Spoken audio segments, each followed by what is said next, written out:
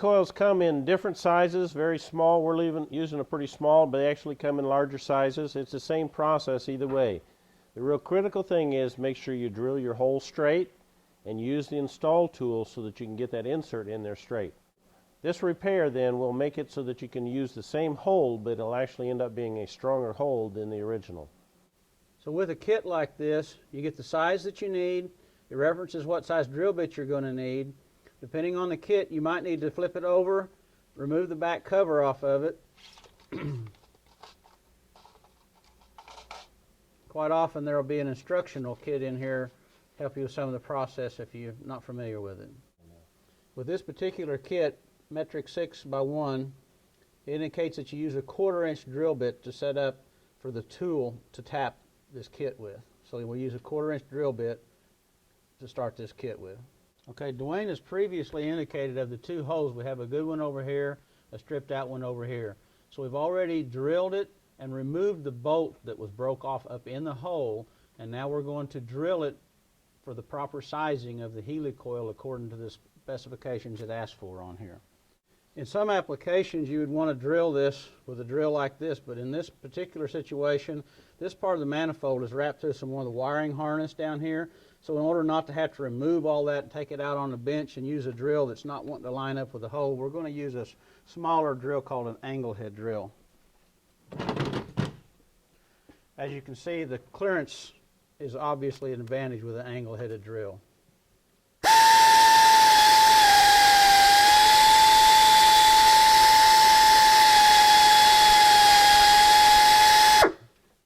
I've got a 1/4 inch drill bit in here to drill this hole to use for the sizing of the tap for the Heli-Coil. There is a size that is a 6mm by 1.0, which is the thread, and the 1.0 references how many of these threads are in an inch.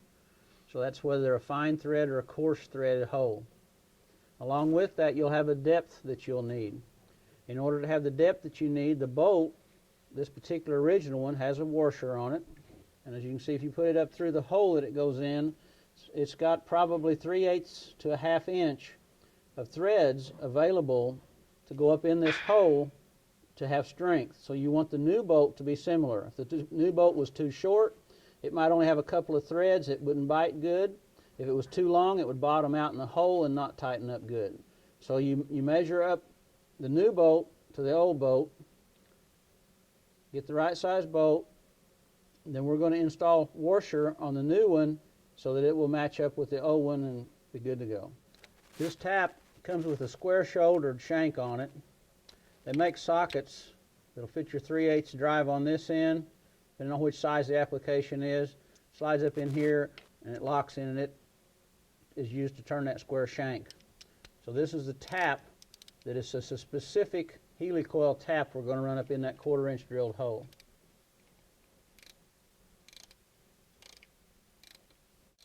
Most of the time, these taps, as you can see, we're probably a good 1/4 inch plus up in the hole, and we still have a lot of threads down through here, so you won't find it necessary most of the time to bury and use all of this.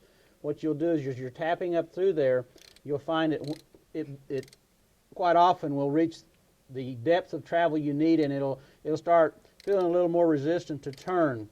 With one of these, sometimes you'll get one of these shavings that you can see peeling out of here that'll buckle, and that'll give you some resistance. But you can also feel it when it gets a little stiff because it's reached the end of its travel up in here. You want to be very careful with these not to apply very much torque on them because they will snap. If that snaps off up in the hole, you have a real problem because this is hardened, heat-treated steel, and a drill bit won't want to drill that. So you never really want to crank on that with very much torque at all because it will snap these very easily.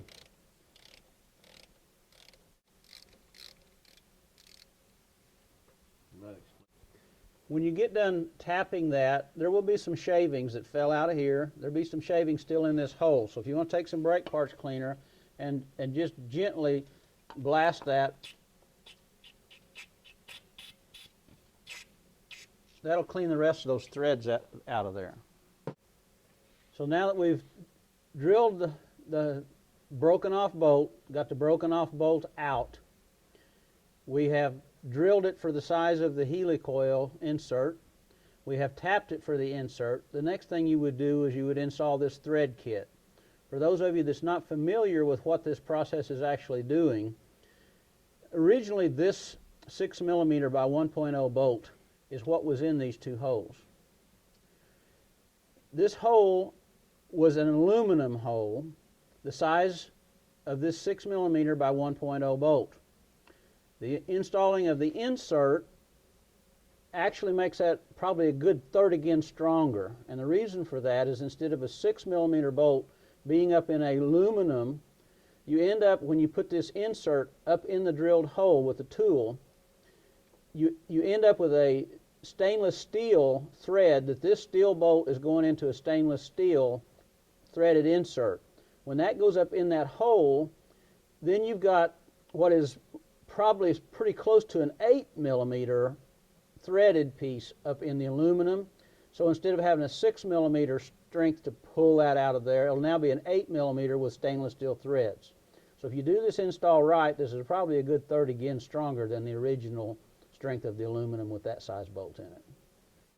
This thread insert is a stainless steel coil of threaded on the inside, threaded on the outside, with a little tab on the end of it.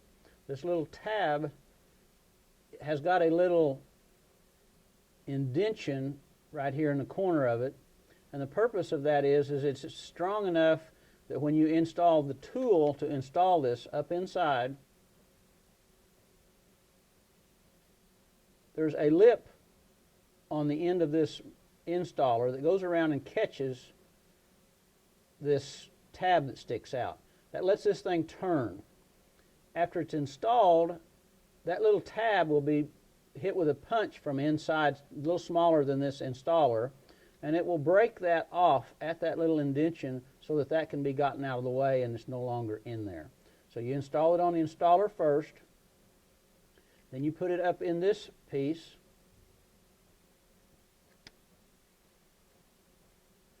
and that lets you get started as a guide. So now we've installed the insert on the installer, installed the installer up into the holder, and now we got it basically roughly close to the edge of it, and then that's when you will go over to the hole that has been tapped and gently work this up into that hole.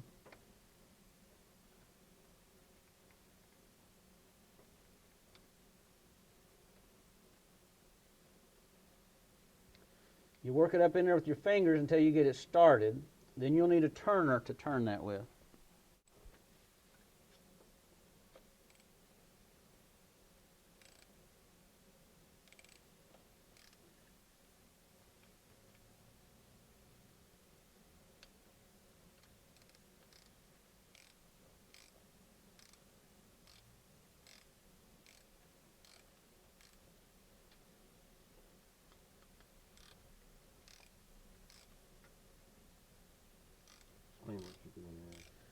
You want to work the installer tool and the holder tool in combination so that you can get the threads installed up in there, and the end result of that is you're going to want it to be about a half a thread deeper than your hole so that it's not out past the end.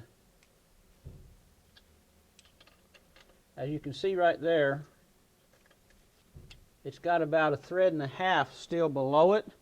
So we'll take the holder out of the way and we'll continue turning this installer.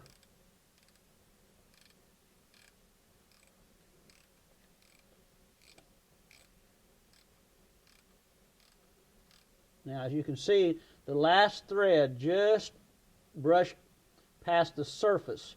So we're going to want to go about another half a turn. And when you've done that, then you can take the installer out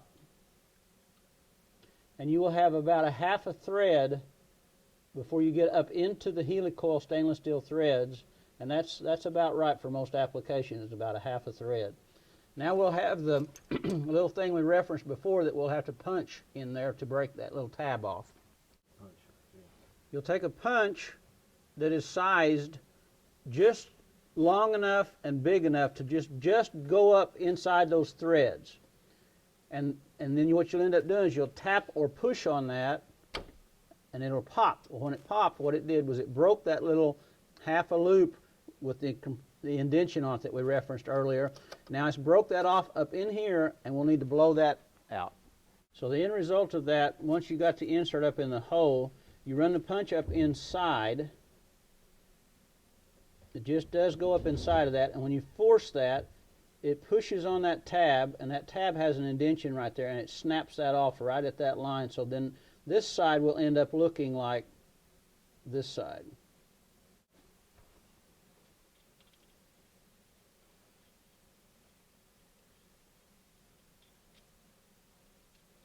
And as you can see now, both sides are threaded holes that this bolt is capable of going up in and being used for strength. Now this hole over here, the original one, is still good, so we're going to leave it. But the one that had the bolt break off in it, we installed the Heli-Coil. It's got stainless steel threads in it. The real critical thing is make sure you drill your hole straight and use the install tool so that you can get that insert in there straight. This repair then will make it so that you can use the same hole, but it'll actually end up being a stronger hole than the original.